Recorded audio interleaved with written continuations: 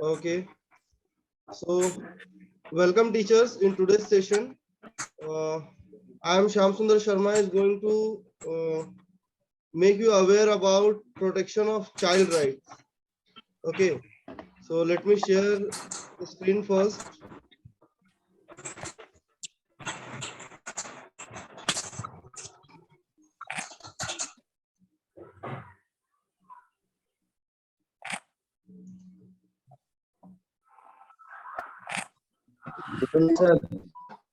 Good evening.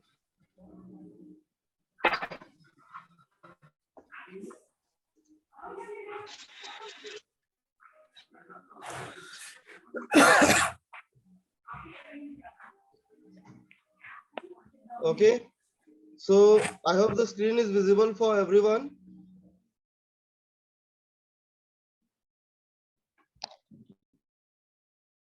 Okay, teachers, kindly keep yourself muted. Okay, if any necessary will be there, at that time only you just turn on your audio. Okay, so teachers, as we know that the child right is the most important thing that we sometimes don't know.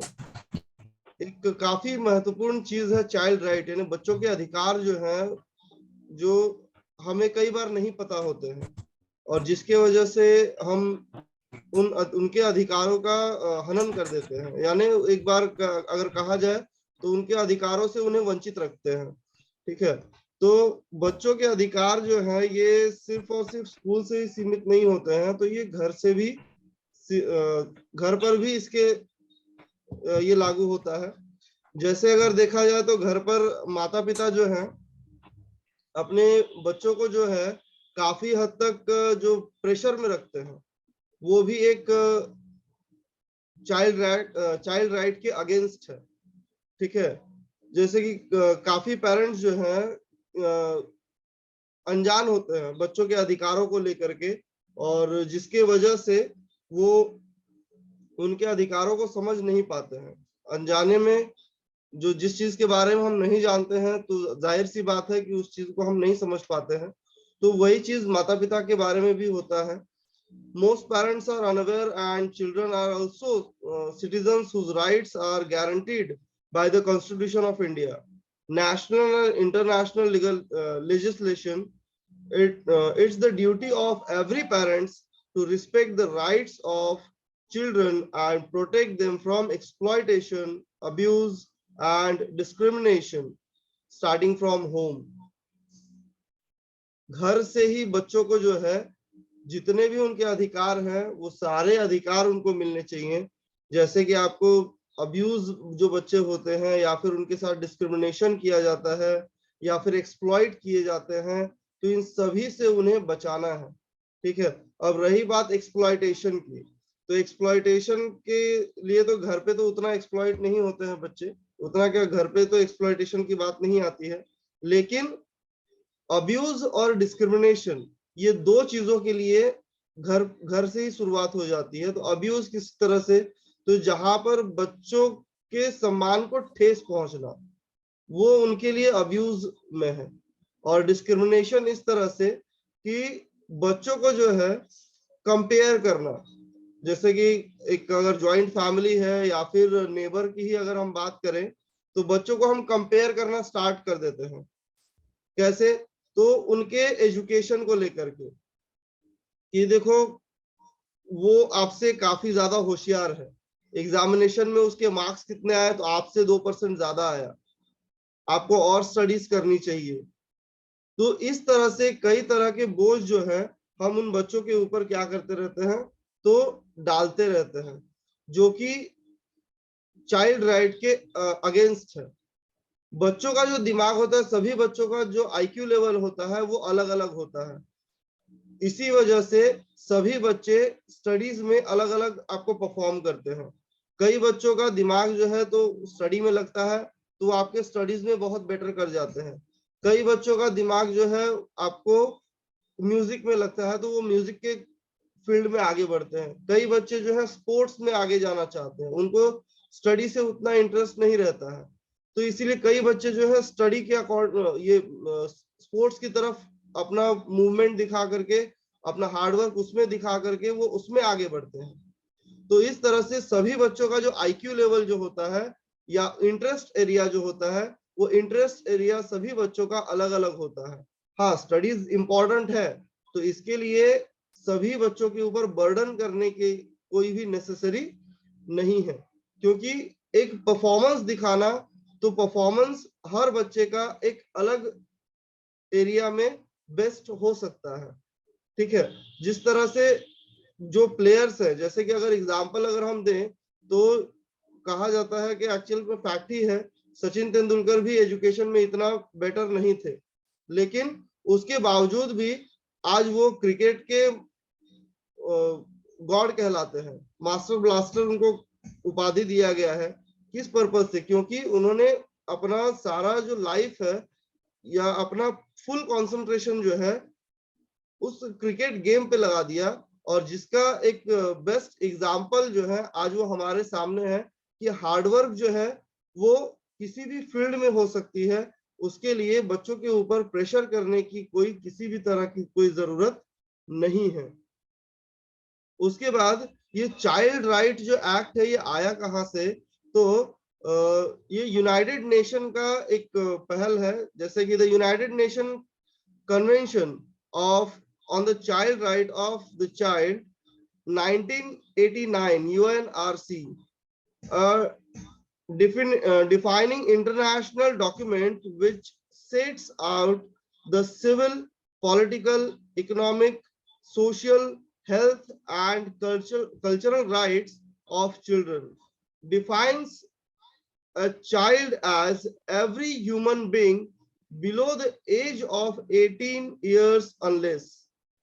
अब ये जो आया है ये United nation की तरफ से आया है, और इस चाइल्ड राइट को लगभग 196 कंट्रीज ने इंक्लूडिंग इंडिया ने परमिशन दिया है और उसको अपने देश में लागू किया है, यूटिलाइज किया है।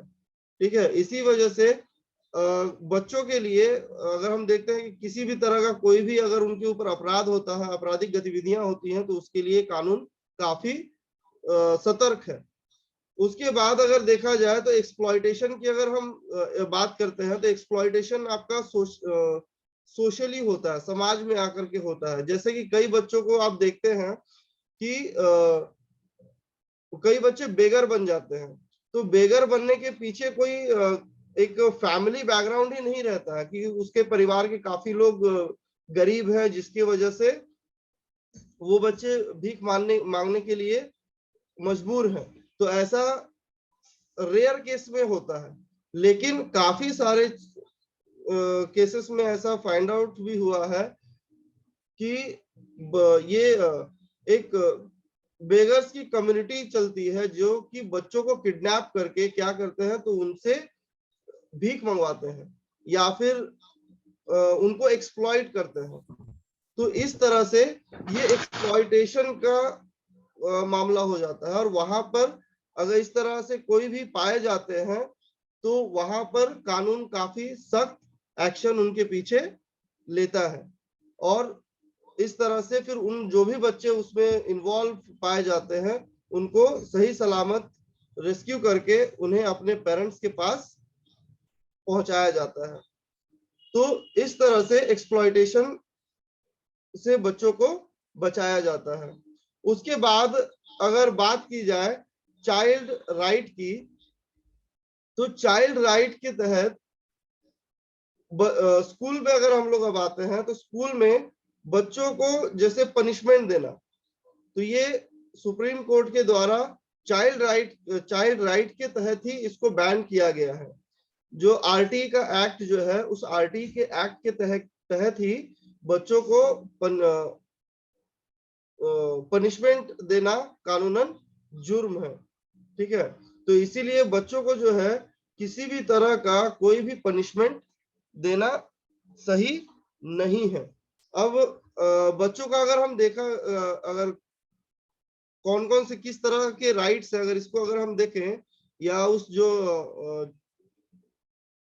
यूनाइटेड स्टेट्स के यूनाइटेड नेशंस के जो ये कन्वेंशन था, तो उसमें कौन कौन से एक्ट बच्चों के लिए हैं या अधिकार बच्चों के लिए हैं, तो वो कुछ इस तरह से है कि life survival and development act, protection from violence, abuse and neglect, an education that enables children to fulfill their potential, be raised by or have a relationship with their parents, express their opinion and be heard. अब इसमें जैसे कि life survival and development का भी अधिकार उनको है, तो जिस तरह से हम अपनी जिंदगी जीते हैं उसी तरह से उन बच्चों को भी अपनी जिंदगी जीने का, अपना डेवलपमेंट करने का पूरा अधिकार उनका है। उसके बाद वायलेंस से, अब्यूज होने से या फिर निग्लेक्ट होने से उनको बचने का भी अधिकार है। उसके बाद अगर देखा जाए तो उनको an education that enables children to fulfill their potential, ऐसा एजुकेशन जो उनके पोटेंशियल को फुलफिल करता हो या उनके पोटेंशियल को बढ़ाता हो, वो उनका अधिकार है। फिर उनके पेरेंट्स के साथ जो उनका रिलेशन है उसका बाउंडेशन स्ट्रांग हो, ये भी उनका अधिकार है। उसके बाद express their opinions and be heard, उन बच्चों के जो ओपिनियंस है, घर में कई बार देखा जाता है कि जो सीनियर्स बात कर रहे होते हैं, जैसे दो बड़े बात कर रहे होते हैं तो बीच में एक कमेंट आती है, अगर कोई बच्चा बीच में बोलता है तो क्या बच्चा आपको इतना भी नहीं पता है कि जब बड़े बात कर रहे होते हैं तो बीच में बच्चों को बच्चे बोला नहीं करते। तो ये जो है हमारा काफी पहले से चला आ रहा है, लेकिन ये कहीं ना कहीं एक गलत भावना है। इसलिए गलत भावना है क्योंकि पता नहीं कि बच्चे का उस समय क्या ओपिनियन उसका रहे जहां पर बड़ों का दिमाग फेल कर जाए। होता है कि कभी कभी बच्चा अपने दिमाग से कोई ऐसी आइडिया आपको दे देता है जो कि आप उसको नहीं सोच सकते। तो इस तरह के ओपिनियंस बच्चों के पास से भी आ सकते हैं। तो इसी वजह से बच्चों के ओपिनियन भी हमें लेना, उस सिचुएशन में अगर बच्चा कुछ सजेस्ट कर रहा है तो एक सेकंड के लिए सुनने में कुछ बिगड़ नहीं जाता है, या फिर बच्चों के ओपिनियन लेने से उनकी जो विचार क्षमता जो है, उनका थिंकिंग लेवल जो है, वो थिंकिंग लेवल एक्सपांड होता है। उनकी सोचने समझने की क्षमता जो है, एक पर्टिकुलर इशू में कोई अगर पर्टिकुलर इशू है तो उसमें उनकी सोचने समझने की क्षमता जो है वो एनहांस होती है, बढ़ती है, जिससे कि फ्यूचर में उन्हें कठिन से कठिन मामलों में डिसीजन लेने की उन्हें पावर मिलती है, उनमें समझ आती है। तो इस तरह से वो बच्चों को जो है, ये अगर बच्चे अपना ओपिनियन अगर कभी देते हैं तो उन बच्चों के ओपिनियंस को हमें वेलकम करना चाहिए, ना कि उन्हें निग्लेक्ट करना चाहिए। ठीक है, तो इस तरह से एक पेरेंटल बिहेवियर से हम अपने बच्चों को जो है एक पॉजिटिव एटीट्यूड हम उनमें जनरेट कर सकते हैं। उसके बाद स्कूल की अगर हम बात करें तो स्कूल में जैसे हम लोग सभी जानते हैं कि राइट टू एजुकेशन के तहत बच्चों को शिक्षा का अधिकार दिया गया है। तो क्लास 8 तक बच्चों को आरटी के तहत, राइट टू एजुकेशन के तहत शिक्षा देना स्कूल की एक प्राइमरी रिस्पॉन्सिबिलिटी बन जाती है। उसके बाद अगर देखा जाए तो पनिशमेंट देना, जैसे कि अभी मैंने थोड़ी देर पहले ही आपके साथ जिक्र किया था कि पनिशमेंट देना भी गवर्नमेंट एक्ट के तहत यानी आरटी के एक्ट के तहत बैन किया गया है। इसलिए बैन किया गया है क्योंकि बच्चों की समझ की क्षमता, जैसे मैंने आपको शुरू में भी बताया कि अलग अलग होती है, तो बच्चों के साइकोलॉजी के अकॉर्डिंग आपको उन बच्चों को ट्रीट करना होता है। अगर आप बच्चों की साइकोलॉजी के साथ अगर चलते हैं तो आपको बच्चों को पनिश करने की जरूरत ही नहीं आती है, आप उनके समझ के साथ आप उनको समझा सकते हैं। तो इस तरह से आप बच्चों को जो है एक बेस्ट तरीके से समझा सकते हैं। उसके बाद बच्चों को जो गिल्टी फील हम करवाते हैं, ये गिल्टी फील करना भी उनके लिए सही नहीं है। तो गिल्टी फील करवाना भी बच्चों को कहीं ना कहीं एक अंदरूनी ठेस पहुंचाता है। तो इसी वजह से वो भी क्या है, तो बैन किया गया है। उसकी जगह पर आप बच्चों को एनकरेज कर सकते हैं। गिल्ट फील करवाने की जगह आप बच्चों को क्या कर सकते हैं, तो एनकरेज कर सकते हैं कि नहीं बेटा ऐसे नहीं, अगर आप ऐसे करोगे तो और ज्यादा बेटर वे से आप परफॉर्मेंस दे सकते हो। तो यानी उसकी गलती को सुधारते हुए, यानी उसकी गलती को दर्शाना भी नहीं कि आपने गलत किया है। उसके अगर आप उसे दर्शाते हैं तो कहीं ना कहीं उसका जो कॉन्फिडेंस लेवल है, वो कॉन्फिडेंस लेवल वीक हो जाता है। और कॉन्फिडेंस लेवल वीक होने की वजह से वो फिर आगे और सोचने की क्षमता को खो देता है। और उसके जगह अगर आप उसे प्रमोट करते हैं, यानी प्रमोट करने से कहने से मतलब ये है कि अगर आप उसे गलती को छुपाते हुए आप उसको एनकरेज करते हैं कि बेटा नहीं इस तरह से आप किए, अब ये तरीका इस्तेमाल करके देखिए, इस तरह से अगर आप करते हैं तो और ज्यादा बेटर रिजल्ट्स आपको मिल सकते हैं।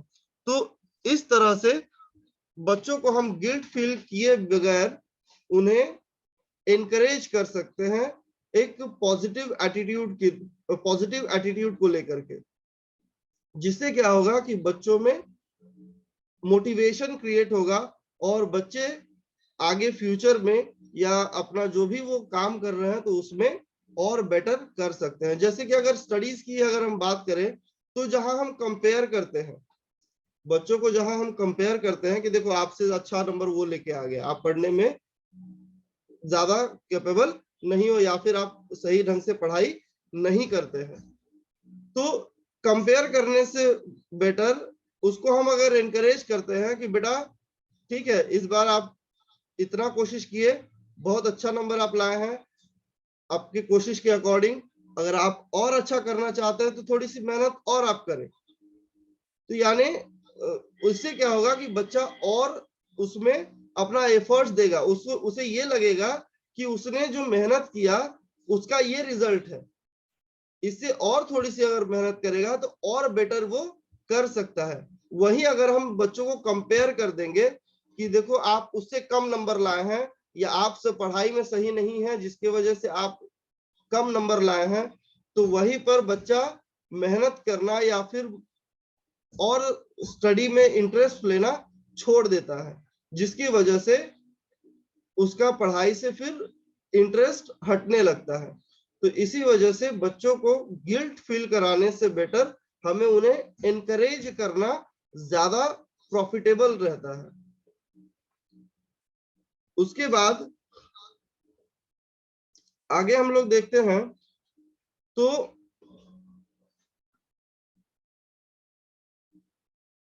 कई स्कूलों में अगर देखा जाए तो यूनिफॉर्म्स या फिर स्कूल्स के जो भी इक्विपमेंट्स हैं वो हाई प्राइजेस पर, जैसे कि उसका मैक्सिमम रिटेल प्राइस जो एमआरपी जो होती है, कई स्कूलों में वो स्कूल कैंपस के अंदर ही उसको सेल किया जाता है।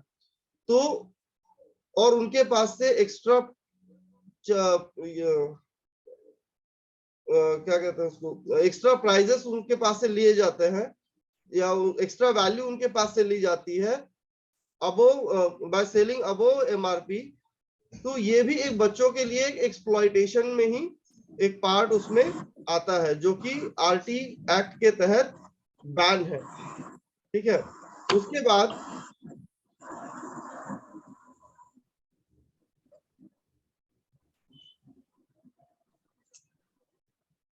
बच्चों को जो है जो सडन चेंजेस भी अगर हम करते हैं स्टडीज में लेकर के या फिर फर्दर किसी चीज में, जैसे कि बच्चों को प्रिपेयर किए हैं बच्चे, जैसे कि सपोज कि बच्चा किसी चीज में प्रिपरेशन कर रहा है और अचानक उसके माइंड को हम डिस्ट्रैक्ट जहां करते हैं तो ये भी उसके लिए उसके राइट के अगेंस्ट है। तो ये सारे जो राइट्स हैं ये सभी बच्चों को प्रमोट करने के लिए, यानी उनको सही तरीके से उनका पालन पोषण करके या उनको सही गाइडलाइन देने के लिए ये सारे चाइल्ड एक्ट्स जो हैं ये बनाए गए हैं गवर्नमेंट के थ्रू। सबसे पहला शुरुआत जो हुआ था वो भी आपको बता दिया गया है। तो ये सभी उसी एक्ट के तहत इन सभी का क्या हो रहा है, तो फॉलो अप लिया जा रहा है और उनको गाइडलाइन की जा रही है। अभी जैसे कि अगर हम देखें कि डिस्क्रिमिनेशन जो एक होता है कि बच्चों को इंसल्ट फील करना, तो डिस्क्रिमिनेट करना, तो उस डिस्क्रिमिनेशन में कई बार ये देखा जाता है कि बच्चों को उनके बॉडी लैंग्वेज को लेकर के अब्यूज करना, डिस्क्रिमिनेट करना या उनको किसी तरह का कमेंट पास करना, तो ये भी एक तरह से चाइल्ड राइट के अगेंस्ट आता है। ठीक है, क्योंकि बच्चा कहीं ना कहीं उसमें अपने आप को लेकर के वो खुद को फिर नापसंद कहीं ना कहीं करने लगता है, इस वजह से कि मेरे बॉडी स्ट्रक्चर के ऊपर क्या हो रहा है, तो कमेंटिंग हो रहा है, कोई ना कोई कमेंट कर रहा है, जिसकी वजह से ये सारी चीजें चाइल्ड राइट के अगेंस्ट आती हैं। तो इन सभी चीजों का ध्यान पेरेंट्स को भी रखना है, और साथ ही साथ स्कूल में हमें एज अ टीचर हमें भी इसको रखना है, और एज अ पेरेंट्स भी हमारे यहाँ पे कई टीचर्स अभी अटेंड कर रहे हैं, तो एज अ पेरेंट्स भी आपको क्या करना है कि इन राइट्स को अपने ऑब्जर्वेशन में रखना है, और अपने बच्चों को भी इन राइट्स का पूरा बेनिफिट उन्हें देना है, ताकि आपके बच्चे भी क्या हो सके और आपके स्टूडेंट्स भी क्या हो सके, अच्छी तरह से उनका परफॉर्मेंस जो है ये डे बाय डे और इम्प्रूव करे। ठीक है, बच्चों को सिर्फ पनिश करना ही उनके डेवलपमेंट का एक पार्ट नहीं होता, पनिशमेंट के आगे बढ़ के भी, यानी उसके परे भी उन्हें हम समझा सकते हैं, उन्हें हम सही रास्ता दिखा सकते हैं, सही गाइडलाइन हम उन्हें कर सकते हैं। तो आज के सेशन में हम लोगों ने देखा कि चाइल्ड यानी बच्चों का जो राइट्स है उसे हम किस तरह से प्रोटेक्ट कर सकते हैं। तो किन्हीं टीचर्स को इस पूरे सेशन में कोई कंफ्यूजन या कोई टॉपिक नहीं समझ में आया हो या कोई क्वेश्चन हो तो आप अराइज कर सकते हैं।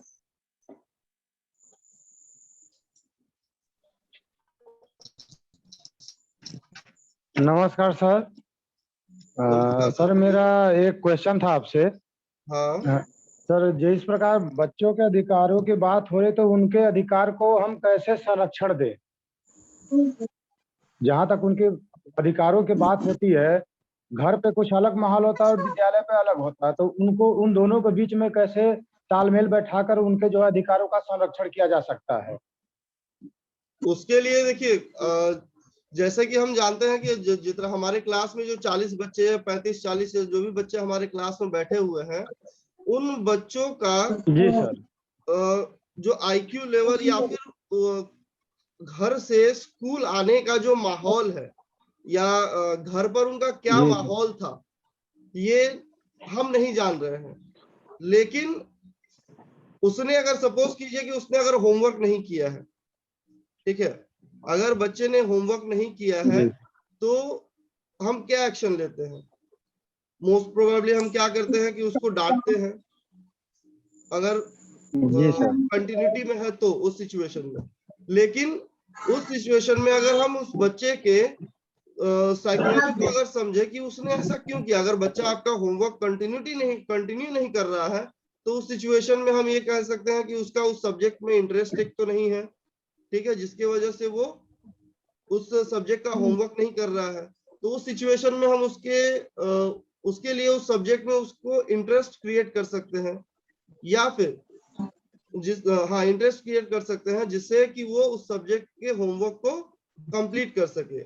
या फिर आपका जो बच्चा है, जो स्टूडेंट है, वो आपका होमवर्क कंटिन्यू कंप्लीट कर रहा था, लेकिन किसी दिन अगर उसने होमवर्क नहीं कंप्लीट किया है तो उसे उस वजह को प्यार से जानने की कोशिश करें कि बेटा आज हमेशा तो आप कंप्लीट करते थे, आज ऐसा क्या हो गया कि आपने होमवर्क अपना कंप्लीट नहीं किया। तो वो बच्चा जो है आपसे उस चीज को शेयर करेगा कि सर या मैम, घर में मेरा थोड़ा सा माहौल ये था, या फिर वो कहीं बाहर आउट स्टेशन अचानक उसको जाना पड़ गया अपने पेरेंट्स के साथ, क्योंकि पेरेंट्स अगर जाते हैं तो अपने बच्चों को साथ लेके जाते हैं। ये ज्यादातर हम क्लास 1-2 से इस चीज को हम ऑब्जर्व करते हैं कि बच्चे छोटे होने की वजह से पेरेंट्स उनको अकेला नहीं छोड़ना पसंद करते हैं, या फिर अगर कहीं इमरजेंसी में उन्हें कहीं जाना पड़ता है पेरेंट्स को, तो वो उन्हें लेकर के चले जाते हैं, जिसकी वजह से बच्चे को होमवर्क करने का समय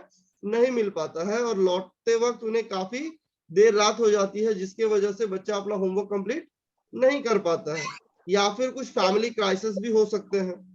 तो इस तरह से उस चीज को समझना हमें बहुत ज्यादा जरूरी है, यानी बच्चे के मानसिकता को, उस समय बच्चे की क्या मानसिकता है, उसे हमें प्यार से समझ करके उस प्रॉब्लम को सॉल्व करना जरूरी है, और सॉल्व करके हमें प्रोसेस करना है। ठीक है, तो इस तरह से अगर आप करते हैं तो ज्यादा बेटर वे में आप बच्चे के अधिकारों का भी सम्मान रख सकते हैं, और आप बच्चे से अपना काम, जो उसका स्टडी लेवल का, स्टडी से रिलेटेड जो भी वर्क है, उसे आप प्यार से उससे कंप्लीट करवा सकते हैं। हाँ गणेश सर बोलिए। बहुत जल्दी क्वेश्चन लेंगे सर, समय हो रहा है। बच्चे हाँ, का आईक्यू लेवल सभी का बराबर नहीं होता है सर। हाँ, सभी का बराबर नहीं होता, असमानता सब बच्चों में है और कहीं ना कहीं कुछ त्रुटियां जरूर रहती है। सवाल है कि बच्चे का अगर आईक्यू लेवल कम है तो उसको कैसे हैंडल। अब जैसे बच्चे का आईक्यू लेवल कम है, तो इस पे मुझे एक मूवी क्लिप का मैं आपको एग्जांपल देना चाहूंगा। जैसे तारे जमीन पर, आप सभी ने मूवी देखी होगी, तो उस बच्चे का भी सिचुएशन सेम था। थोड़ा सा उसमें आईक्यू लेवल की कमी उसमें दिखाई गई है कि उसका जो है, उसमें तो सबसे बड़ा कमी यही दिखाई है, उसको लेटर्स जो है, लेटर्स की ही पहचान उसमें कम थी, और जमीन पर सभी टीचर्स के द्वारा वो बच्चा क्या किया जा रहा था, तो निग्लेक्ट किया जा रहा था। कहीं ना कहीं एक ड्राइंग टीचर के रूप में जो उस मूवी के नायक है, वो एंटर करते हैं। एंटर करने के बाद उस बच्चे को रीड करते हैं, उस बच्चे को स्टडी करते हैं, और उस बच्चे को स्टडी करने के बाद उसे एक अलग तरीके से उसको ट्रीट करते हैं, उसको प्यार से ट्रीट करते हैं, और उसके बाद उस बच्चे में इम्प्रूवमेंट हम सबने उस मूवी में देखा हुआ है। और ये एक्चुअल में फैक्ट भी है कि जो स्पेशल केस के जो बच्चे होते हैं, उन्हें स्पेशल तरीके से ट्रीट करना पड़ता है। तो उनके आईक्यू लेवल को समझ करके कि कहाँ तक उनका आईक्यू लेवल है, और वहां से उन्हें स्टार्ट करना है, क्योंकि बाकी सभी बच्चों को लेकर के उन्हें हम ट्रीट नहीं कर सकते। उनकी आईक्यू लेवल और बाकी बच्चों के आईक्यू लेवल में काफी डिफरेंस होता है। तो इसी वजह से उनकी समझ को हमें समझना है, और उनकी समझ के लेवल पे आकर के उन्हें समझाना है। ठीक है sir, thank you. Okay, any other questions?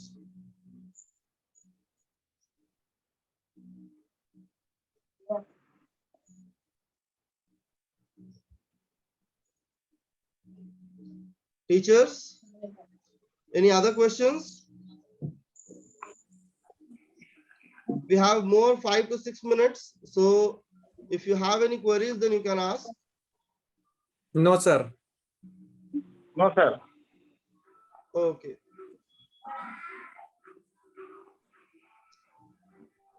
So we are closing this session over here. Yes sir. Okay. Thanks for attending this session. Thank you. Thank you, thank you. धन्यवाद सर। जो